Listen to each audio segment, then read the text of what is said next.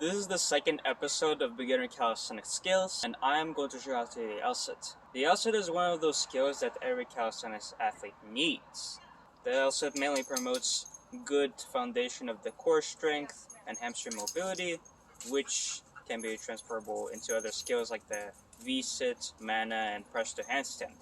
Now, as always, let's get over the technique first so that your form doesn't go to shit. Where the most important thing is where your shoulders are in relation to your hips. Because you see, there are two ways of doing an L-sit. You can do it in a hollow variation, or you can do it in the actual letter shape. The hollow one is much more easier as your legs are more closer to your center, as with the actual letter, your legs are much more farther from your center, making it like even harder. There's really no right or wrong about which one is like the more correct form, but I do like the appeal of the actual letter because it's, it's the L-sit, is the fucking letter. So I'm gonna use this one as like the correct form.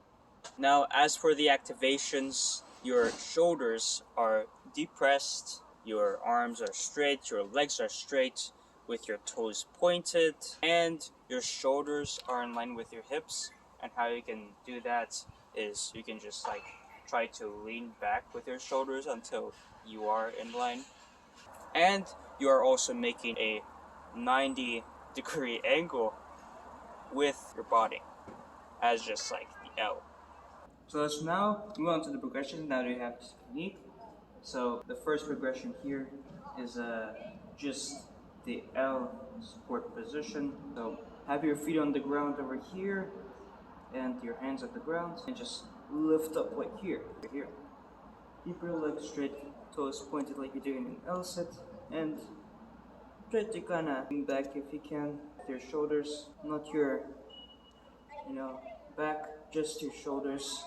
Keep them upright and everything. This will get used to the L-sit position if you don't have the whole support position for the dip bar, Now that you have mastered the support, let's move on to the fun stuff, which is the tuck. Just go into a dip support position right here and just raise your knees up to a 90-degree level or more. And just hold the position right here. It just as upright, your shoulders are pressed and everything. This will get your core used to it and just like the overall like position with your chest upright. So yeah, that's the first progression. And then from here, just extend one leg at a time and hold for 2 to 5 seconds and then just like alternate in between. This will get you used to just like extending your legs in that position, which will engage more of the quads and hip flexors, making it just more challenging overall.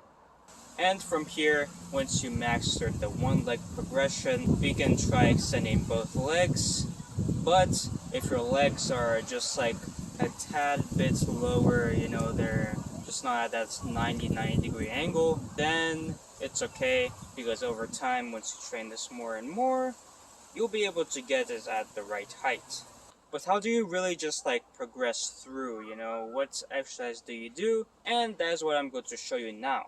So the first exercise that I will show you is just the pike compression. So just like sit right here with your legs straight and with your chest open, breathe in, and then once you go forward, not down, as much as you can, you breathe out. Now once you're here, you can either place your hands right near your knees or above, depending on your level. If you're just beginning here, you can't really touch your toes, you're like right here. Just have them beside your knees and sit on your ass right here. Activate your depression and all of that shit. Engage your core. And then just do this for reps. Make sure your legs are straight. They're not bent right here. Boom. Toes pointed. Just like in the L-sit. Don't worry if you have like a cramp in the hip flexors. Usually what I like to do, if I have them, is I just like sit right here and boom, I just like beat on my hip flexors. It usually goes away. And also what I like to do in between sets is I like to go into a forward fold so I can stretch my hamstrings while I can, train for the outset, because hamstring mobility is especially important. And for the second one is just going to be the knee raise. This will be just perfect for the core. You can either do this on a pull-up bar or a dip bar, and how you can do it is you can just, just as the exercise says, raise your knees up in a posterior pelvic tilt and come down as slow as you can. What I also like to do is on the way down, I would perform an L-sit negative. So at the top, I'll just extend my legs and go all the way down as slow as possible so I can get those L-sit gains. And if you want to improve your L-sit more, you can just do it, in an L-sit leg raise if you're up for the challenge. And then after you finish your set, what I also recommend you doing is just going over to that subscribe button and just punching it as hard as you can and kick it multiple times. Maybe not kick it, just punch it, but don't break your screen. That would be not very fortunate.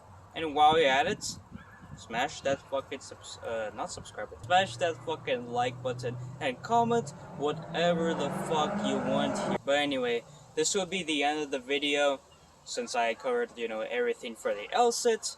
So thank you for watching.